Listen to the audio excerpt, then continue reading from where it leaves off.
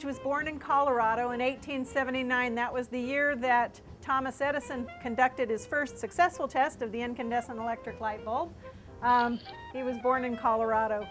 And he was born to a Presbyterian minister and his wife, who moved the family out here to Southern California before he was 10 years old. And so Luther and his siblings, 7 in all, he was number 3, were raised in the Riverside area. Somewhere along the way, Luther fell in love with the idea of growing flowers, and he loved the floral business. We don't know exactly when it happened, but what I can tell you is when he was in his 20s, he partnered with his brother Norman up in the LA area.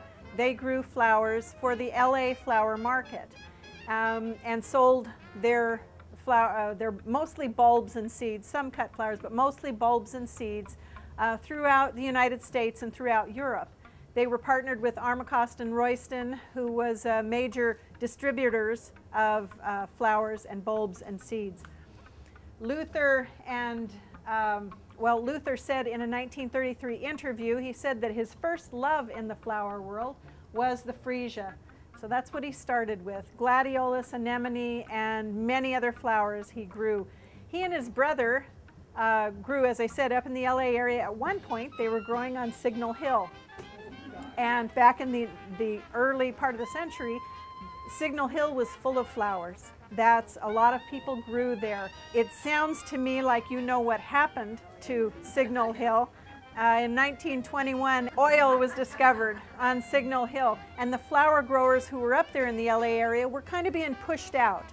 And many of them did go south, including Luther. In 1921, he moved to Carlsbad. The first thing he did when he moved to Carlsbad was he planted 5 acres of freesias and winter gladioli. He also met a young woman, and her name was Olive Carey. Olive stayed with her grandmother and cared for her for the rest of her life. In 1923, 3 things significant happened to Luther.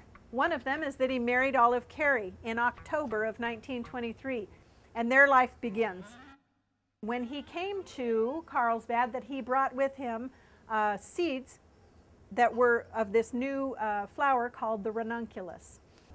This is what the newspapers in 1933, the interview that was done, say, that he in about 1923 was gathering seed from all over the world.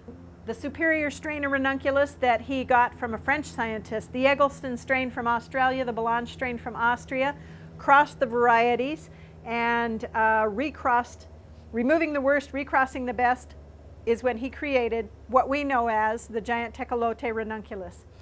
His breeding changed the ranunculus from more or less single or semi-double white, pale-colored bloom to a brilliantly tinted, very double flower, and increased it from the size of a silver dollar to what we now know today is the size of a camellia, right? Luther was the second president of the Chamber of Commerce. He had a vision as well of what Carlsbad could be and helped to grow the community into, well, what it is today. He was also a director of the Carlsbad Mutual Water Company, and he was president of the Oceanside Rotary Club, later being an honorary member of the Carlsbad Club. So he was very, very involved civically and loved this community. He was generous. He and Olive were generous people. When Olive died, in the Union Church bulletin, there was kind of an obituary of sorts that talked about how Olive and Luther donated the first pulpit and pulpit chairs to the Union Church, and during the Depression, they helped the Union Church pay off debt. They also loved children and gave to children, even though they never had children of their own. And you know, in my mind, I look at this big house and I think they might have wanted to have children. Of course, they were older when they were married. When they got married, they didn't have children, but they were very generous to the children in the community. Uncle Luther, because that's how the children knew him, Uncle Luther and Aunt Olive had a birthday philosophy, and he used to tell them that on your birthday, you should give presents to other people. And that's what he did. On his birthday and Olive's birthday, they gave presents to the children and were very generous to them. Now, and helped out friends. Again, this is during the Great Depression. It doesn't appear that Uncle Luther and Aunt Olive were as much affected by the Depression as other members of the community might have been, but they were very generous to other members of the community and helped out. Again, he was a fun, loving, and affable and engaging person, and I love this picture and wanted it in the presentation. So there you go. Okay, Aunt Olive was a Sunday school teacher. She was a Sunday school teacher for the toddlers and loved children, didn't put up with shenanigans, but loved children.